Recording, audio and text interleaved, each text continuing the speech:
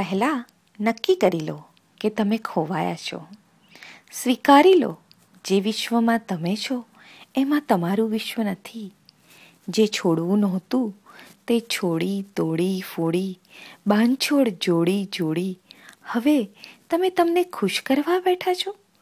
હસી લો તમે તમારા પર, કારણ કે તમે ચોક્કસ રડી નહીં શકો. રડવાથી ફરી એક ખૂણા જીવતા થશે જ્યાં મનગમતી મુસાફરી અને મનગમતું સ્વપ્ન તમારી વાટ જોતા બેઠા છે. પણ તમે ખોવાઈ ગયા છો. ક્યાં, કેમ તમને ખબર છે, છતાંય તમે કહો છો બધું હેમખેમ છે.